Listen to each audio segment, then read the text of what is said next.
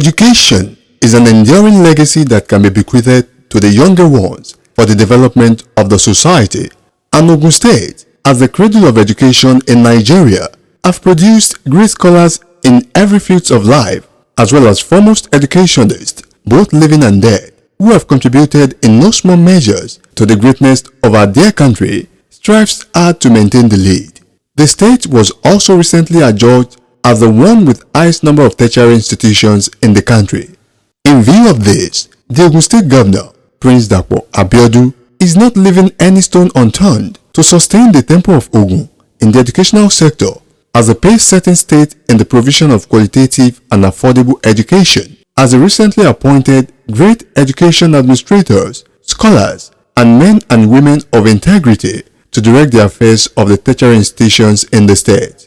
Governor Abiodun, at the inauguration of the boards, highlighted the activities of his administration in the education sector. In the area of education in particular, we have invested heavily in infrastructure, human capital development, curriculum development, and so on at all strata of our education sector. Administration direct interventions, among others, include, but are not limited to, our immediate approvals for the release of the promotion exercises for primary and secondary school teachers for the years 2016 and 2017 when we came on board in 2019. We have also cleared the years 2018, 2019, 2020 promotion exercises. Our teaching service is already compiling the list of our teaching and non-teaching staff eligible for the years 2021 and 2022 promotion exercises. I had approved the supply of 24,000 pieces of school furniture to all our primary and secondary schools. We had significantly improved on the conduct of our basic education certificate examination through the use of OMR sheets. We have increased by 120% the running cost for our public and primary and secondary schools.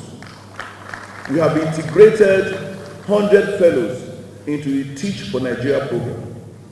We introduced what we call the Ogun DigiClass during the COVID-19 lockdown. And this DigiClass, which is a virtual learning process through OGTV, still continues. Governor Abiodun further enumerated the administration's interventions in the sector.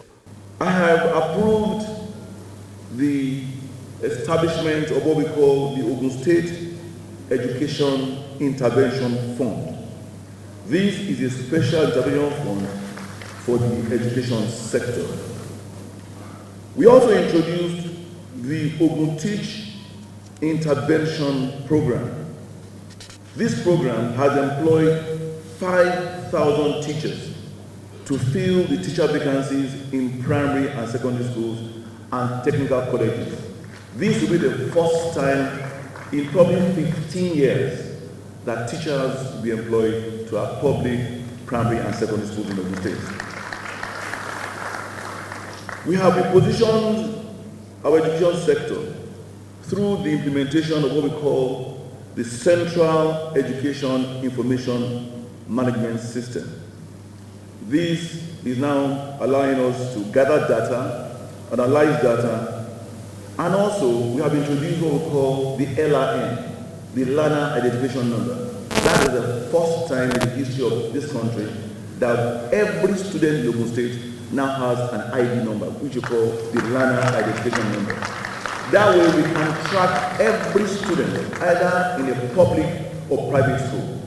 The other day, I was on inspection to Abiodun, and I stopped over in Inauguration. I saw this young boy who was, I think, selling corn. And my heart just went out to him. I said to him, "What's your name?" He told me his name. I said, "What school do you go to?" He told me. "What class are you?" He told me. I said, "But how do you make out time to learn? How do you make out time to do your homework?" He said, "No, I do. I go to school, I come back, I do my homework, and I sell this to my mother." I was so touched by his he was so well spoken and he was so assertive. He didn't want me to pity him. He was so confident that no, my academics is not suffering. So I took his name and I now told the Commissioner for Education, I said, please, I want you to check the records of that student for me, because today, from my mobile phone, just by inputting that student's name, I can see his entire academic records. I can see which school he's attended, which school he's transferred to. And it turns out that this boy is an A student, selling corn after school. He said that his administration will not rest on its oars to reposition the educational sector in the state. We must not rest on our oars. We must continue to ensure that we sustain our heritage of leading the way in the production of competent, capable, and morally upright human resource capacities for the development of this state and, of course, this nation. Distinguished ladies and gentlemen, let me use the opportunity to reassure all the people of the state that our administration is irrevocably committed to the successful implementation of all our Ishaya pillars towards the continued development of our dear state and ensuring increased prosperity for our people. Governor Abiodun urged the new council members to bear in the management of their various institutions and charged them to look into how to raise the bars of the institutions beyond what they met on ground, so as to be able to compete favorably with other institutions around the world. Coming from this background, you agree with me why education is a core pillar of our developmental agenda, acronymed Ishaya. You also see the rationale for declaring a state of emergency on the education sector immediately at the inception of this administration on the 29th of May 2019. I also congratulate all members of this reconstituted governing council on being chosen to be part of the new pathfinders of our tertiary institutions in our dear Ogun State. And that is why I need to let you know that we gather to celebrate your individual and collective achievements. These same achievements have qualified you for higher service to our dear state. Let me quickly situate the seriousness of the responsibilities on your shoulders. For example, how and what do we do to ensure that we surpass what we have inherited? We cannot just continue to lay claim to be the education capital of Nigeria with the highest number of tertiary institutions. How do we place our tertiary institutions at a vantage to compete favorably with other contemporaries all over the world? How do we ensure that Tertiary University of Education is not just the first university of education in Nigeria, but continues to be the best university of education in Nigeria and one of the top universities of education in the world? We must not be satisfied with the 26th ranking of the Olabisi Onabanjo University out of 157 universities in Nigeria by EduRank as at 2022. We must therefore restore the glory of Moshood Abiola Polytechnic Mapoli in the area of mass communication and other professional courses. Our ICT polytechnics must continue to be recognized and certified by relevant ICT authorities. He therefore solicited for quality advice from the board members for effective and efficient administration in the institutions. We also have a responsibility to ensure that the management of these institutions, development of infrastructure, curriculum planning, and others are actually in tandem with the development needs of our dear state. The town and gown relationship must be maintained. We thank God that many of you have gathered vast experiences in both the public and private sectors. We expect that you will deploy your vast experiences and social network to drive the development of these various institutions through a robust public-private partnership. I expect you as members of these governing councils to offer quality advice to government. You must entrench improved and newer culture of efficiency and effectiveness, which will make these institutions favorable competitors in the global education industry. The governor later presented letters of appointment to the pro-chancellors and chairman of both Olabisi Onabanjo University, Agowe, and Tertiary University of Education, Ijebu-Ode, with the other 5 chairmen of Moshood Abiola Polytechnic, DS Adegberu ICT Polytechnic, Itori, Abraham Adesanya, ICT Polytechnic, Ijebu-Igbo, Gateway Polytechnic, Shahapade, ICT Polytechnic, Igbesa, and College of Health Technology, Ilese, and the State Library Board, respectively. Earlier in his opening remark, the Commissioner for Education, Science and Technology in the state, Professor Abayomi Arigbabu, said the inauguration of the Governing Council would ensure proper management of the institutions so as to work in tandem with the vision of the government for the sector. It is indeed another great achievement of our Excellency, swearing the members of the boards that will help us manage our institutions for better delivery. And I'm really very happy to have all of you around to witness this important occasion and sure that with this inauguration, the vision of His Excellency will be given better impetus in all our institutions and livelihoods that has even not been inaugurated for a very, very long time. Responding on behalf of other chairmen and board members, the Pro-Chancellor and Chairman of Olabisi Onabanjo University, Agowe, Professor Toyin Ashiru, thanked the state governor and promised to reinvigorate its internally generated revenue to lessen the burden of the government financially. We thank God Almighty for today and numerous blessings on the state.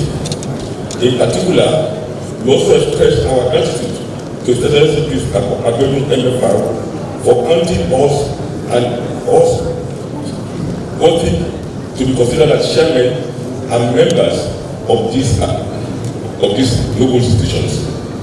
On behalf of all the chairmen and members, we pledge our full commitment to this enormous task, and by the grace of God, we sustain and further project the enviable heights which education in the state is known for.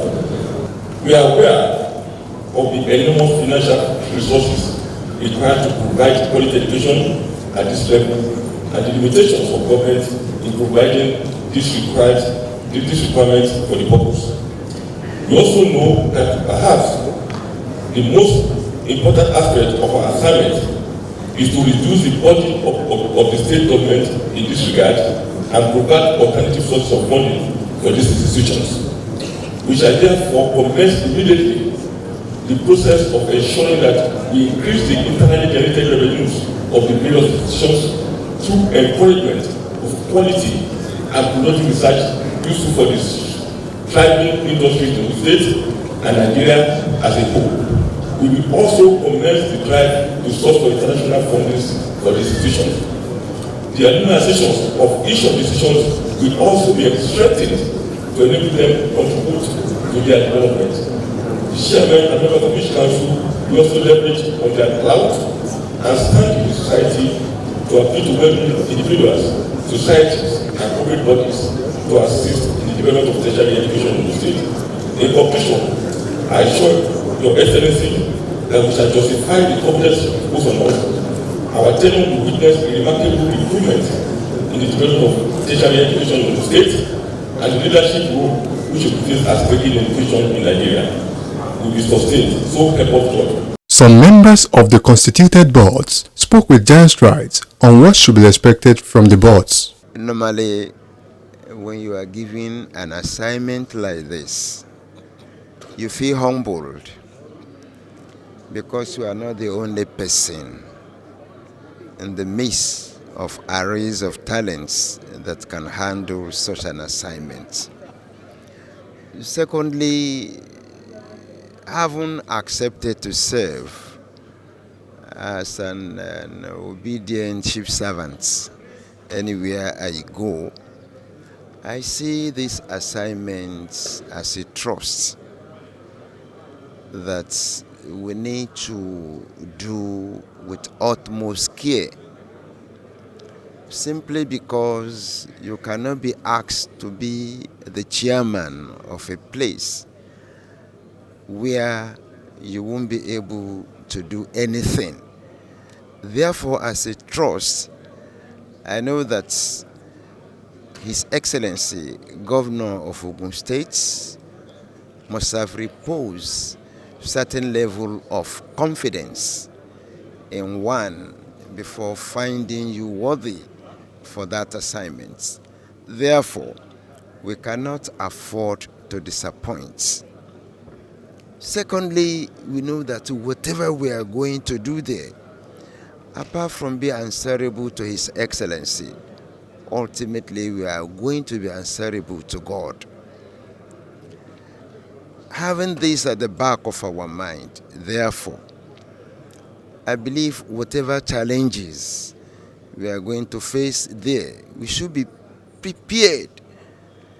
And looking at the caliber of the personalities that have been selected to serve on that panel, we believe, and firmly too, that the hopes and aspirations of the founding fathers in putting that place there and that of His Excellency will not be jeopardized. We will strive and do our best as humanly as possible. I'm happy because I was part of the team that created this particular educational institution. When it was created, we made it a monotechnic, not a real polytechnic. But I'm happy today that it has upgraded from a monotechnic to a polytechnic. Well, for me, there are a lot of challenges at the educational institutions, and that is why the governor thought he needs to put very experienced and professional people at the helms of affairs of that school. He has done a good job by putting a round peg in round holes, because most of the chairmen and co-chancellors, they are professors. And I believe that even those of us that are not professors, we've gone through a lot, we have the experience, and I'm sure that we will do justice to that school. First and foremost, I give the honor and glory to Almighty God that makes us to have this day, and we are hale and healthy. And more importantly too, I want to thank and really appreciate His Excellency, Prince Dapo Abiodun, MFR, the Executive Governor of Ogun State, a thoroughbred leader, very focused and dynamics. If there's one thing I so much cherish and love about him, he will always tell you to go and tell them that I will only do what I promise to do, and that is integrity. So if a man is full of such integrity, definitely he has gotten the wisdom, knowledge, and understanding to know who to pick and who to fix in what capacity to move Ogun State forward. And that has been his work so far. And constituting this board, you can imagine the caliber of Professor Awunusi. I mean, former this, former that, former this, former that, and currently the man is still counting. You can imagine the caliber of members of this body. Do I talk about Madam here or others? Definitely, Prince Dapo Abiodun, our dear governor, has put a round peg in a round hole. Not only for Ogun State Library Board. Check all the records of members of almost all the boards that have been inaugurated today. So I think I give it to him, and we can only pray that the Almighty God will continue to grant him that unique wisdom, knowledge, understanding to weather the state and drive the states of affairs of the state to a promised land. And to Library Board, starting from the chairman and down to all members, we are successful stakeholders, technocrats in our various fields. I come from information background, and you can imagine what is going to happen when we come to contributions on the floor. For a governor to put up a board for library, that means he understands the fact that there is wisdom in knowledge. So he has been doing it, rebuilding and restructuring the educational sector. There's no amount of restructure, contribution, development you give to educational sector without actually focusing on library. And that is the bedrock of every success and achievements we have been having so far. So for him now to say library board come on stage, he wants the best for education in Ogun State. And library board will not lag behind. We are going to set a pace. We are dreaming towards the library. We are looking for a situation whereby you'll be at home, you'll be consulting library from your home. And you have access to all the books available, all the records available. We will get there by the grace of God. Today's appointment is service to humanity. And I'm happy with it because the more you serve people, the more you are blessed by God. Well, we know we have challenges in the education sector, but by the grace of God, there will be solution. Because to every problem there is a solution. God will give us the wisdom to find permanent solution to the challenges. Because all these students are our children, and we are not happy with them staying at home. And education is the bedrock of any nation. If the education should collapse, the whole nation will collapse. So we will bring solution by the grace of God. As education is one of the key areas this administration is focusing on, it is pertinent to say that light of education in the state will continue to shine and move to the new horizon all the time, as it is evident in achievements of both the students and teachers in this sector in both local and international competitions, and thus the cooperation of all stakeholders is needed in this regard to keep the flag flying. Ìgbéga ìpínlẹ̀ Ògùn, àjọṣe gbogbo wa ni.